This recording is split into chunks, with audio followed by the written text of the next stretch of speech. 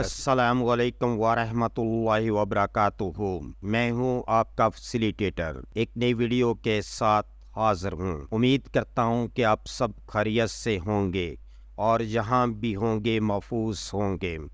आज मैं बात करूंगा ऑस्टियोमाइलाइटिस पर। ऑस्टियोमाइलाइटिस एक हड्डी का इन्फेक्शन है जो बैक्टीरिया या फंगी की वजह से होता है।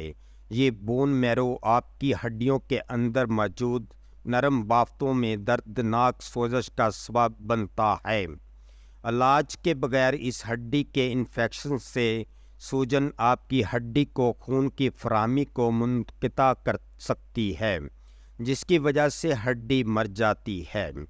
बोन मैरो क्या है? आपकी हड्डियों के निज़ाम में कुछ हड्डियां जैसे कोहले और रान की हड्डियां नरम स्पंज वाले टिश्यूज़ पर मुश्तमिल होती है। ये टिश्यू जिसे बोन मैरो कहा जाता है स्टीम सेल बनाता है जो खून के खलियात और प्लेटलेट्स पैदा करता है। ऑस्टियोमाइलाइटिस कितना आम है? ऑस्टियोमाइलाइटिस हर 10 अफराद में से तकरीबन 2 से 5 को मुतासर करता है। ये रिकॉर्ड पर मौजूद कदीम तरीन बीमारियों में से एक है। किसको ऑस्टियोमाइलाइटिस हो सकता है? ऑस्टियोमाइलाइटिस हर उम्र और जिन्स के लोगों को मुतासर करता है। 3 साल से कम उम्र के बच्चे या बूढ़े और संगीन तबी हालात वाले लोग इस हालत का ज़्यादा शिकार होते हैं। बच्चों में इन्फेक्शन से लंबी हड्डियों को मुतासर करने का ज़्यादा इम्कान होता है, जैसे कि टांगों और बाजू में पाई जाती है।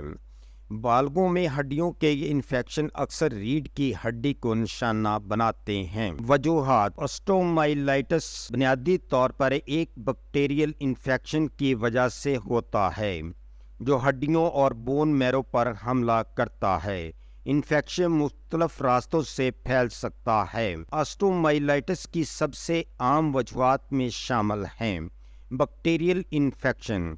ऑस्टियोमाइलाइटिस के ज़्यादातर केसेस बैक्टीरिया की वजह से होते हैं। स्टेफिलोकोकस सबसे आम बैक्टीरिया है जो ऑस्टियोमाइलाइटिस के लिए ज़िम्मेदार है, लेकिन दीगर बैक्टीरिया जैसे इकोलाई से भी हो सकते हैं। खुले ज़ख्म या चोटें: ऑस्टियोमाइलाइटिस किसी खुले फ्रैक्चर, घुसने वाली चोट या सर्जरी के नतीजे में हो सकती है। यहाँ बैक्टीरिया बराह रास्त हड्डियों के टिश्यू में दाखिल होते हैं। खून के बहाव के इन्फेक्शन: बैक्टीरिया जिस्म में किसी और मुतासरा जगह से खून के दायरे के जरिए फैल सकते हैं, हड्डियों तक पहुँच सकते हैं, ऑस्टियोमाइलाइटिस का सबब बन सकते हैं। ये उन बच्चों और अफराद में ज़्यादा आम है जिनकी बाज़ तबी हालतें इन्हें बैक्टीरियल इन्फेक्शन का शिकार बनाती हैं। मुतज़ाद इन्फेक्शन: करीबी बाफ्तों में इन्फेक्शन जैसे कि जल्द या नरम बाफ्तों बुनियादी हड्डी में फैल सकते हैं और ऑस्टियोमाइलाइटिस का सबब बन सकते हैं।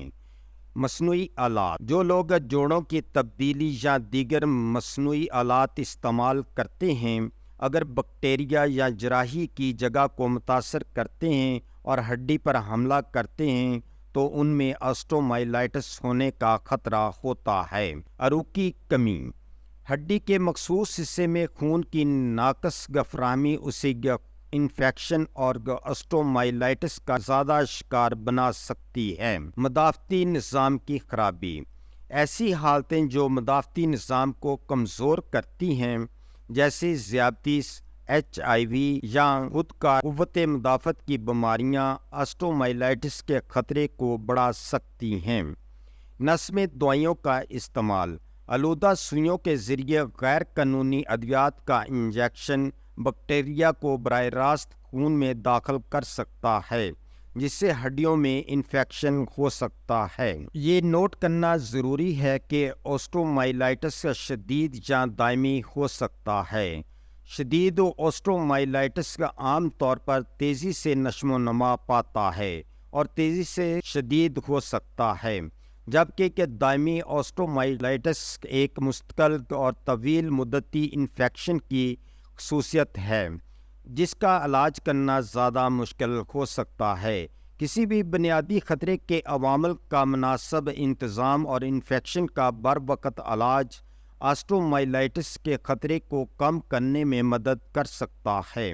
اگر آپ کو شبہ ہے کہ آپ کو آسٹومائلائٹس ہو سکتا ہے یا انفیکشن کی کوئی علامات ہیں تو فوری طور پر طبی امداد حاصل کرنا بہت ضروری ہے۔ علامات: آسٹومائلائٹس کا ہڈیوں اور بون میرو کا ایک سنگین اور ممکنہ طور پر جان لیوا انفیکشن ہے۔ آسٹومائلائٹس کی قسم اور انفیکشن کی مخصوص جگہ کے لحاظ سے علامات مختلف ہو سکتی ہے۔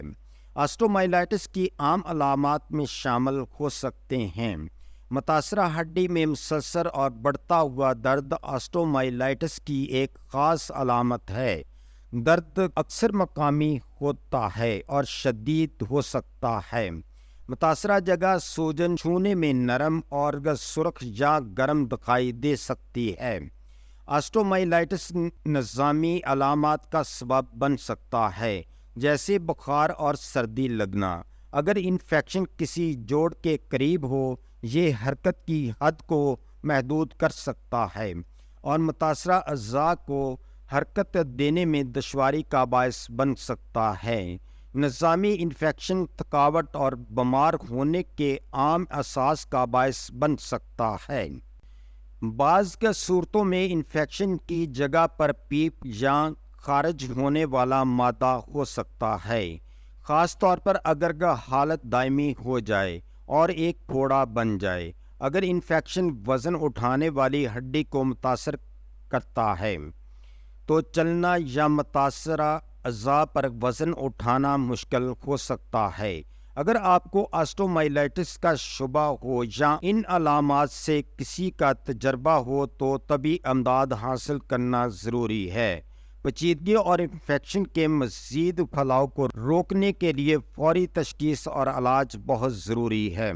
آسٹومائلائٹس کی تشخیص میچنگ ٹیسٹ جیسے ایکس رے، ایم آر آئی یا ہڈیوں کے اسکین کے ذریعے کی جا سکتی ہے۔ علاج: اینٹی بائیوٹکس۔ آسٹومائلائٹس کے علاج میں اینٹی بائیوٹکس کا استعمال شامل ہے۔ انٹراوینس اینٹی بائیوٹکس عام طور پر ابتدائی طور پر تجویز کی جاتی ہیں تاکہ کہ اس بات کو یقینی بنایا جا سکے کہ ادویات کی اعلیٰ سطح متاثرہ ہڈی تک پہنچتی ہے۔ ایک بار جب انفیکشن کنٹرول میں ہو جائے تو دوبارہ ہونے سے بچنے کے لیے کئی ہفتوں سے مہینوں تک زبانی اینٹی بائیوٹکس جاری رکھی جا سکتی ہیں۔ اینٹی بائیوٹکس کا استعمال انفیکشن کا باعث بننے والے بیکٹیریا کی قسم اور مخصوص ادویات کے لیے ان کی حساسیت پر منحصر ہوگا۔ سرجیکل ڈپارٹمنٹ کچھ معاملات میں، خاص طور پر جب انفیکشن دائمی ہو، سرجیکل ڈپارٹمنٹ ضروری ہے۔ اس طریقہ کار میں شفا یابی کو فروغ دینے اور انفیکشن کے مزید پھیلاؤ کو روکنے کے لیے مردہ اور متاثرہ ہڈیوں کے ٹشو کو ہٹانا شامل ہے۔ سرجن اینٹی بائیوٹکس کے انتخاب کی رہنمائی کے لیے بیکٹیریل کلچر کے نمونے بھی جمع کر سکتا ہے۔ نکاسی: اگر متاثرہ ہڈی کے ارد گرد پھوڑے یا پیپ ہیں تو انہیں شفا یابی کی سہولت اور بیکٹیریل بوجھ کو کم کرنے کے لیے نکالنے کی ضرورت پڑ سکتی ہے۔ ہائپر بارک آکسیجن تھراپی: بعض حالات میں ہائپر بارک آکسیجن تھراپی کو ایک اضافی علاج کے طور پر استعمال کیا جا سکتا ہے۔ ہائپر بارک آکسیجن تھراپی میں دباؤ والے چیمبر میں خالص آکسیجن کا سانس لینا شامل ہے، جو جسم کی انفیکشن سے لڑنے کی صلاحیت کو بڑھا سکتا ہے اور شفا یابی کے عمل میں مدد فراہم کرتا ہے۔ معاون نگہداشت: درد کا مناسب انتظام اور معاون دیکھ بھال مریض کو تکلیف سے نمٹنے اور مؤثر طریقے سے صحت یاب ہونے میں مدد کرنے کے لیے ضروری ہے۔ نگرانی: علاج کے رد عمل کی نگرانی کرنے، ادویات کے کسی بھی ضمنی اثرات کا انتظام کرنے اور ضرورت پڑنے پر علاج کے منصوبے کو ایڈجسٹ کرنے کے لیے صحت کی دیکھ بھال فراہم کرنے والوں کے ساتھ باقاعدہ فالو اپ وزٹ ضروری ہے۔ صحت کی دیکھ بھال فراہم کرنے والے کی طرف سے تجویز کردہ اینٹی بائیوٹکس کا مکمل کورس مکمل کرنا بہت ضروری ہے، یہاں تک کہ اگر علامات بہتر ہو جائیں۔ اس بات کو یقینی بنانے کے لیے انفیکشن مکمل طور پر ختم ہو جائے اور اینٹی بائیوٹکس مزاحم بیکٹیریا کی نشو و نما کو روکا جا سکے۔ آسٹومائلائٹس کے علاج کے لیے ایک مشکل حالت ہو سکتی ہے اور علاج کی کامیابی کا انحصار جلد تشخیص اور مناسب انتظام پر ہے۔ اگر آپ کو شک ہے کہ آپ کو یا کسی اور کو آسٹومائلائٹس ہو سکتا ہے تو پیچیدگیوں سے بچنے کے لیے فوری طور پر طبی امداد حاصل کرنا ضروری ہے۔ بہترین ممکنہ نتائج کے لیے ہمیشہ اپنے ڈاکٹر کے مشورے اور علاج کے منصوبے پر عمل کریں۔ اس ویڈیو کا مقصد صرف آپ کی صحت سے متعلقہ معلومات فراہم کرنا ہے۔ ہم نے یہ معلومات یقینی بنانے کی پوری کوشش کی ہے کہ معلومات درست، تازہ ترین اور سمجھنے میں آسان ہو۔